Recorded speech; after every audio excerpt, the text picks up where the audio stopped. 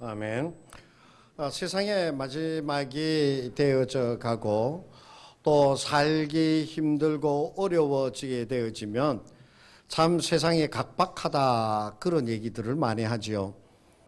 사랑이 식어들게 되어지고 또 남이 어떻게 됐든지 간에 자기의 이익과 자기의 유익만을 추구하면서 살아가게 되어지는 것이죠. 그래서 예수님께서도 그 세상의 마지막에 대해서 말씀을 하시면서 마태복음 24장 12절에서 뭐라고 말씀하시느냐 하면 불법이 성함으로 많은 사람의 사랑이 식어지리라 라고 말씀하고 계세요.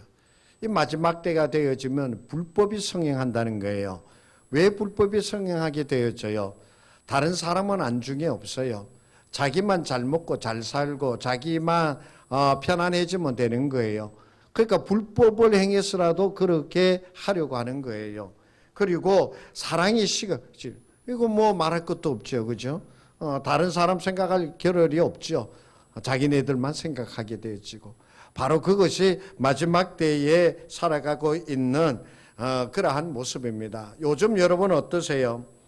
사람들이 자기 자신만 알고 남을 생각지 않는 그러한 세상이 되었다라고 그렇게 얘기하죠. 그런데 다 그런 것만은 아닌 것 같아요. 여러분 돈줄 나봐라, 돈줄 내려가자, 이 얘기 무슨 얘기인지 아십니까? 혼줄 난다라는 얘기는 잘 아시죠?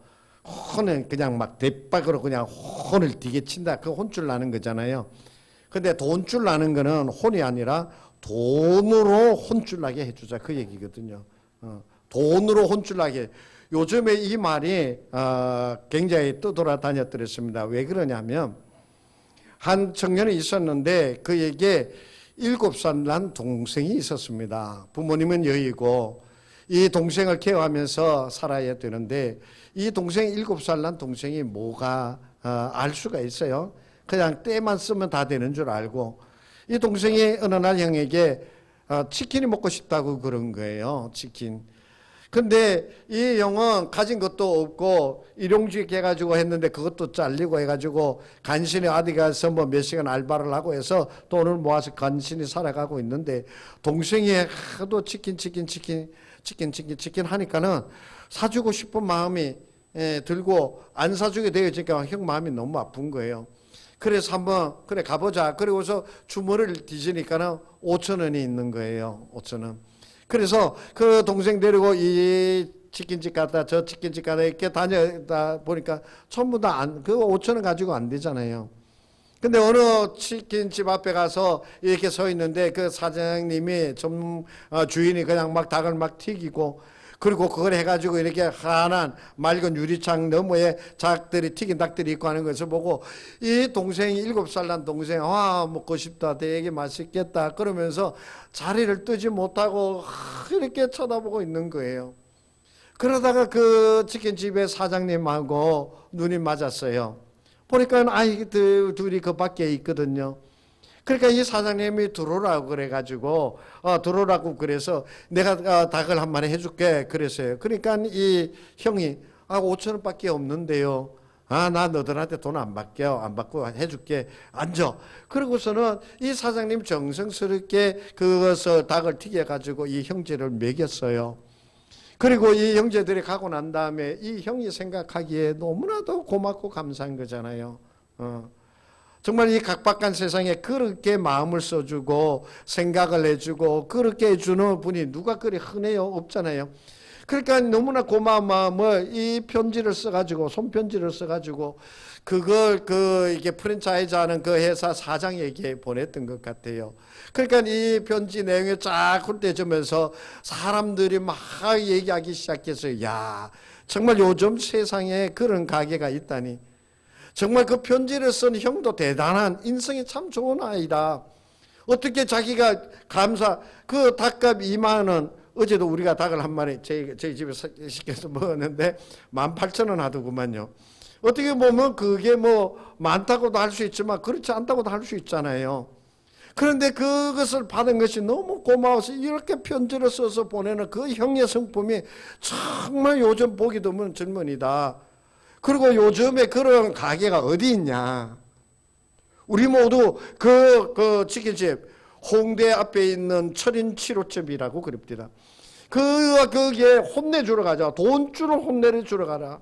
그래가지고 이게 사면에 이제 인터넷 터지고 그러니까는 사방에서 주문이 막 밀려온다는 거예요. 주문 전화가 오는데 얼마나 자주 오는지 일을 못할 정도예요. 저기 경상도에서는 그 닭값을 보내면서 그 얘기를 하더래요. 아, 내가 주문했는데 배달 안 되죠. 나도 가지를 못 가니까 그거 내가 배달도 안 되고 나 가지러도 못 가니까 그거 그 아이들에게 주세요. 그러면서 주문을 하더라는 거예요. 얼마 후에 이 가게가 문을 닫았어요. 그리고서 입장문을 내놨어요. 많은 분들의 관심 속에 너무나 주문이 폭주를 해서 도저히 일을 못할 지경입니다. 이대로 했다가는 닭을 맛있게 튀겨서 손님을 접대할 수 없다는 것을 알고 당분간 문을 닫겠습니다 하면서 문을 닫은 거예요, 스스로. 그러니까 또 그걸 보고 사람들이 와, 물 들어올 때 노져라라는 말도 있는데 이거 얘기가 되어질 때, 야, 닭을 맛있게 튀기지 못하니까 이 문을 닫겠다. 야, 정말 이 점주 정말 대단하다. 그러는데 그 형이 또 편지를 써서 또 답을 보냈어요. 많은 분들이 관심을 가져주셔서 감사합니다. 우리를 도와주려고 많은 분들이 있는데 우리 도와주지 않아도 괜찮습니다. 우리는 생활보조금 나오는 거 가지고 그래대로 살고 있습니다. 그러니까 다른 사람, 우리보다 더 힘든 사람 도와주시면 좋겠습니다. 편지를 써서 보냈어요. 와, 정말 그 대접을 받은 그 아이, 그 형도 참 성품이 좋고, 그죠? 그리고 그 점주도 그러하고요. 또 그것 보고 전부 다 감동이 되어져가지고 막 이렇게 같이 후원하고 주문하고 함께 그 기쁨과 그 감동을 나누게 되어지, 그 모습을 보고 와, 정말 저는 가슴이 뿌듯했어요. 근데 7살 난 동생은 이것도 저것도 잘 모르니까는 형 몰래 그 집에 다시 오라고 그러니까 다시 갔대요. 그래가지고 닭 몇 번 얻어 먹었다고 그 얘기가 나왔어요. 그 사장님은 그 동생의 머리가 막 이렇게 돈 없으니까 머리도 못 갖고 하니까 머리가 막 이럴 거 아니에요. 그러니까 자기가 다니던 미용실에 데리고 가가지고 머리 이발까지 해주라, 그 얘기가 있습니다. 어때요, 여러분? 제가 대략적으로 얘기를 했지만 듣는 여러분들도 좀 감동이 되어지죠, 그죠? 그것을 감사하다고 표현하는 것도 대단하고요. 그리고 또 그러한 아이들을 돌보게 되어지는, 요즘 장사 안 된다고 그러잖아요. 가게세 내기도 빠듯하다고 그러잖아요.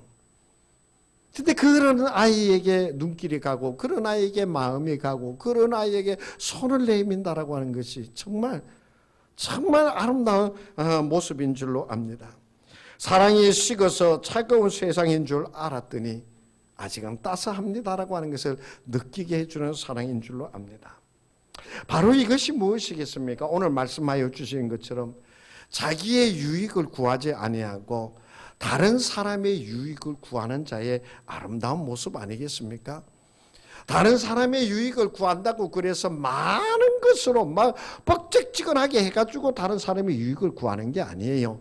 내 생활 속에서 자그마한 것이지만, 내 생활 속에서 작은 것이지만 그 작은 것을 가지고 다른 사람의 유익을 위하여 일할 수 있다라고 한다면 정말 아름다운 모습이 되어질 줄로 압니다.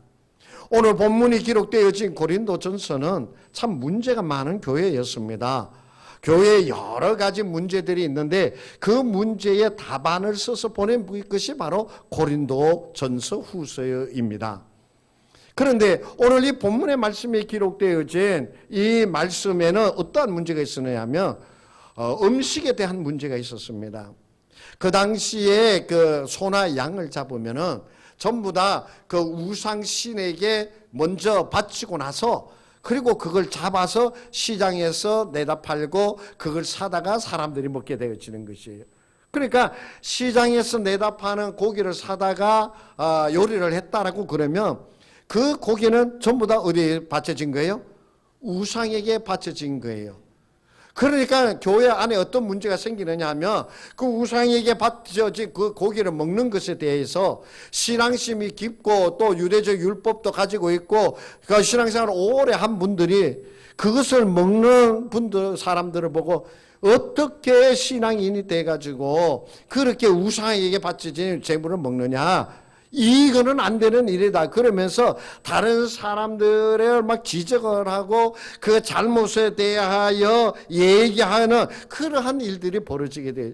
이것으로 교회가 문제가 되어지는 것이에요. 거기에 대해서 바울이 대답을 합니다. 세상에는 참 신은 여호와 하나님 한 분밖에 없으시다. 다른 신은 다 가짜다.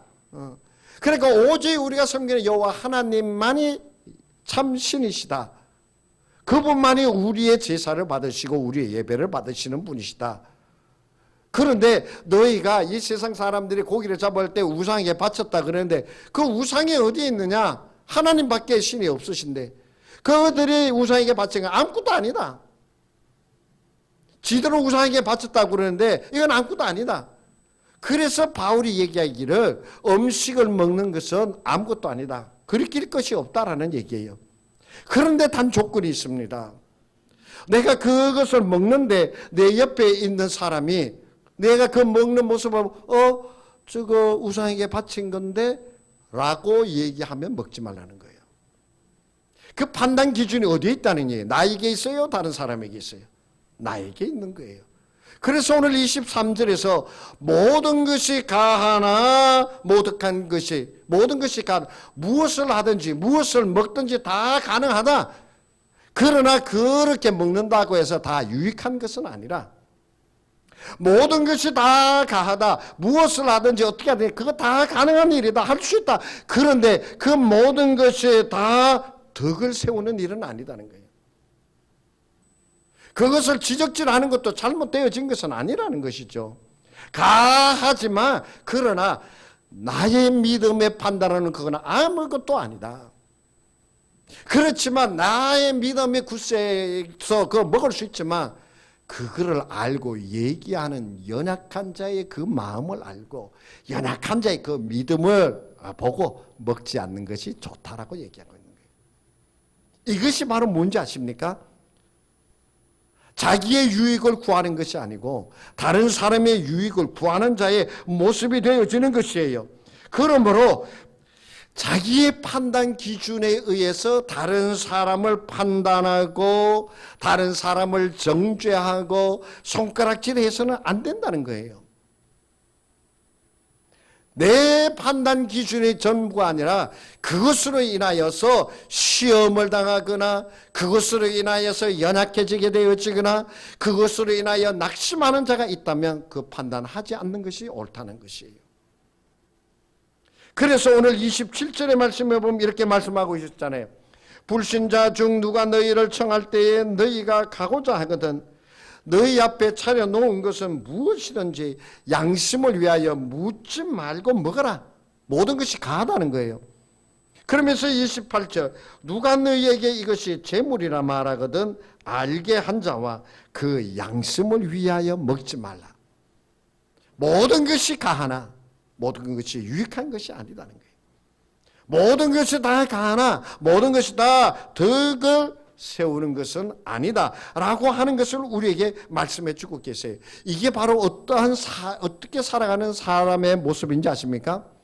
자기 중심적 삶이 아니라 타자 중심적 삶을 살아가는 자의 모습입니다. 예수님께서 이 땅에 와서 보여주신 것이 바로 자기 중심적 삶이 아니라 타자 중심적 삶의 모습을 예수님께서 우리에게 보여주신 것이에요. 예수님께서 이 땅에 오신 것이 하늘의 보좌를 버리시고 이 땅에 오셨잖아요. 누구를 위해서요? 죄인들을 위하여서. 그 사람들을 살려내기 위하여 하늘의 보좌를 버리고 이 땅에 오셨고 십자가의 그 고난을 당하셨고 수치를 당하시면서 예수님께서 돌아가셨다라고 하는 것이에요. 그것은 바로 자신의 평안과 자신의 그 안정, 자신의 좋은 것을 내려놓으면서 다른 사람을 구원하여 주시는 그 고통을 통하여 십자가의 고통을 통하여 다른 사람의 유익을 구하는 자의 모습을 예수님께서 우리에게 보여주고 있습니다. 그렇기 때문에 우리는 주님께서 그러한 모습을 우리에게 말씀하시면서 내 유익을 구하는 것이 아니라 다른 사람의 유익을 구하는 자의 모습으로, 그 마음으로, 그 삶으로 우리가 살아가야 된다라고 하는 것이에요. 실제로 말은 잘합니다. 타자 중심적으로 다른 사람을 위하여 사랑하면서 말은 잘합니다. 그런데 있잖아요. 그런데 있잖아요. 이게 너무 힘들어요. 타자 중심적으로 살아가는 것이요. 너무 힘듭니다. 정말. 그런데 예수님께서 그것을 우리에게 보여주셨단 말이에요. 그리고 우리에게 그렇게 살아가라고 말씀하고 계시잖아요.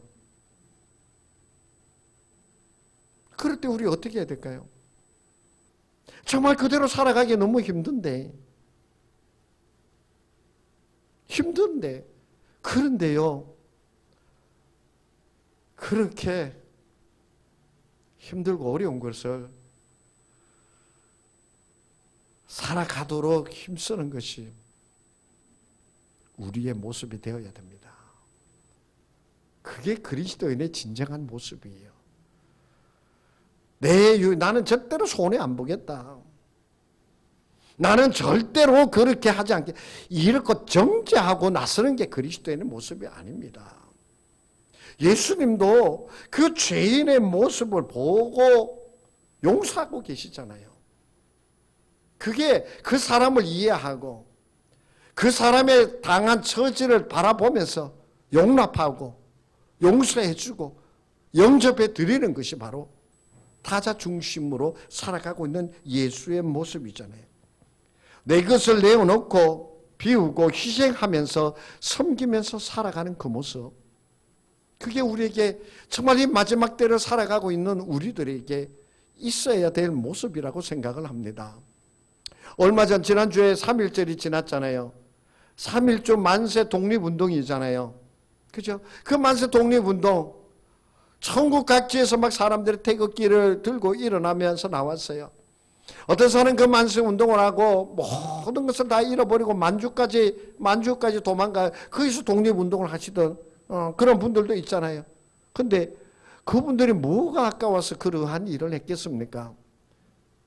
내가 살아야 되겠다라고 그러면 그 길 나가지 못하죠. 친일파가 되어야지. 근데 내가 살아야 되겠다라고 하는 것보다는 우리나라를 살려야 된다라고 하는 것이 그들에게 있었기 때문이 아니겠습니까? 그게 바로 뭡니까? 그게 바로 타자 중심적 삶입니다. 그것이 바로 남의 유익을 구하며 살아가는 자의 모습입니다. 지금 미얀마에는 군부 쿠데타에 반발해가지고 시민들이 그냥 데모를 하고 난리를 지깁니다.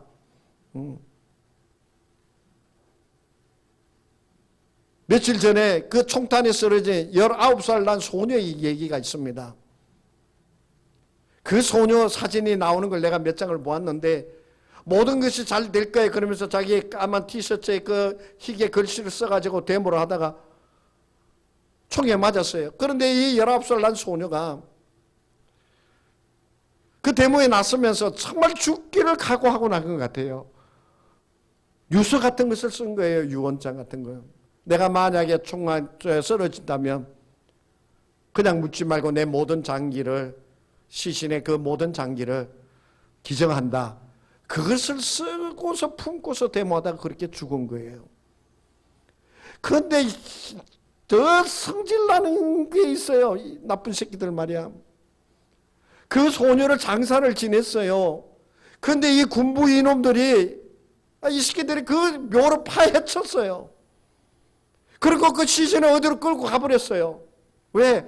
민주화 운동을 하면서 그것이 하나의 그 폭발점, 기폭점이 되어질까봐 이 군인들이 그 시신을 파가지고 어디로 가버렸다는. 정말 그 광주 민주화 운동도 생각이 나면서 있잖아요. 정말 민주주의는 피를 먹고 산다라고 하는 그 얘기를 하면, 정말 그때 데모를 한 사람으로서 정말 보면 볼수록 수긍할 수가 없어요. 그놈들은 자기네가 집권하고 있다고, 권력을 잡겠다고 그 짓거리를 하는데, 그걸 철저하게 다른 사람의 모든 것을 짓밟는 자의 모습 아니에요? 그에 맞서서 민주화를 외치면서 죽어가는 것은 바로 자기중심적에서 나온 것이 아니에요. 타자 중심적에서 나오는 거예요. 이 자기 중심적 이러한 일들이 편만하게 되어지면 어떻게 되는지 아십니까?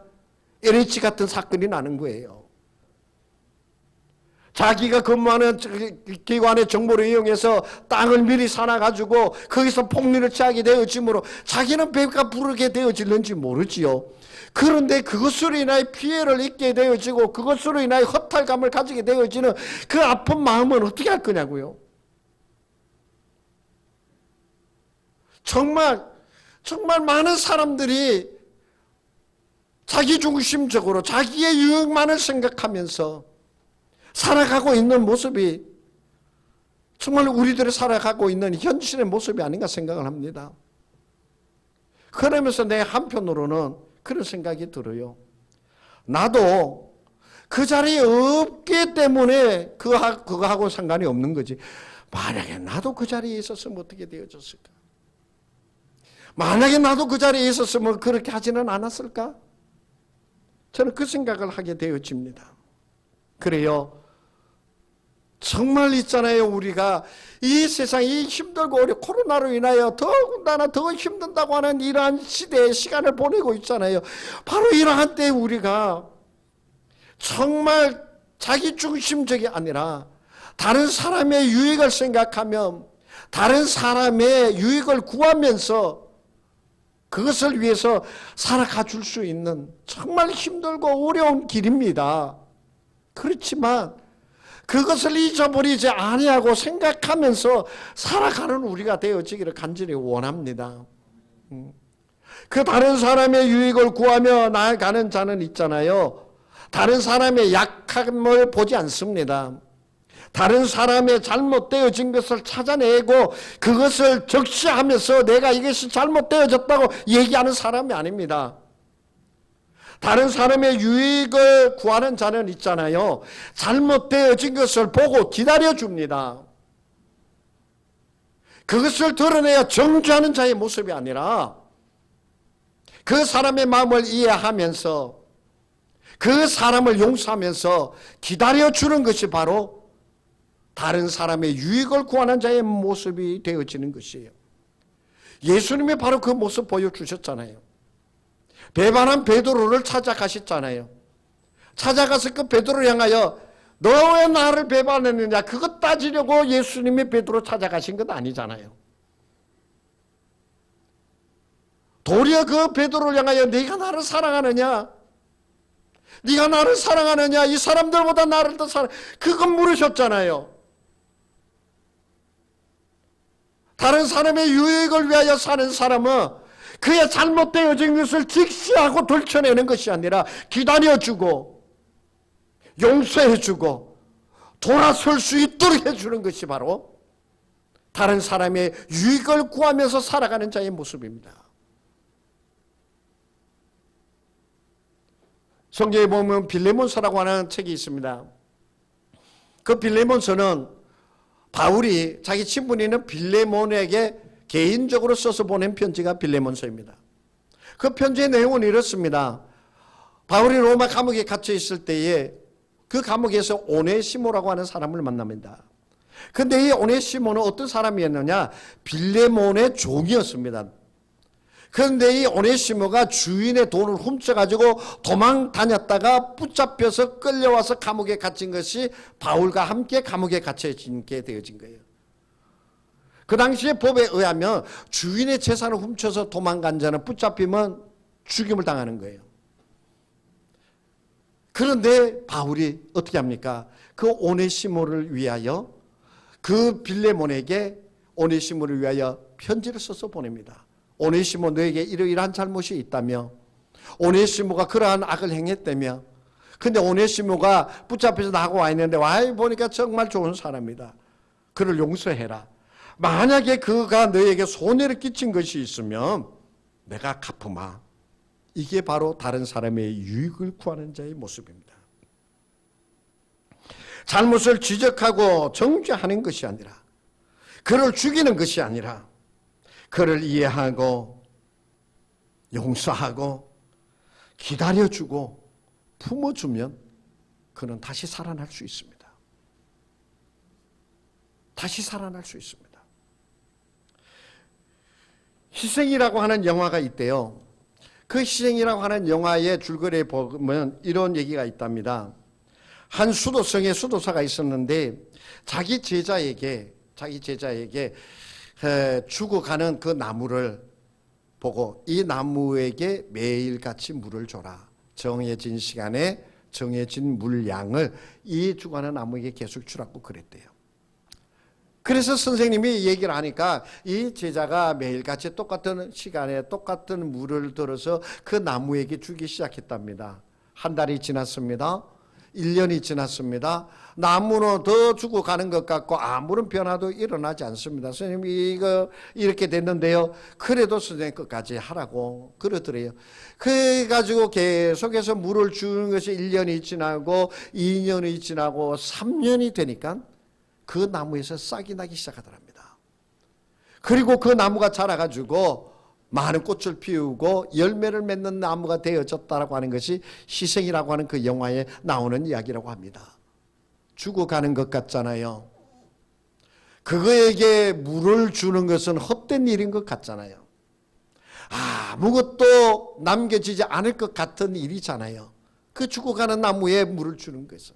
그러나 그 죽어가는 나무에게 정말 기다려주면서 그 나무에게 물을 주고 정성을 들였더니 그 나무가 끝내 살아나더라라고 하는 것이에요. 누구든지 다 죽었다라고 생각하지만 그 나무는 다시 살아나는 나무가 되어졌습니다. 그래요. 다른 사람, 다른 이의 유익을 위하여 살아가게 되어지면 쓰러져 죽어가던 자가 다시 살아나게 되어집니다. 멀리 떠나갔던 사람이 되돌아오게 되어집니다. 오늘 33절 마지막 그 10장의 마지막 절에 보면 이렇게 말씀하고 있습니다.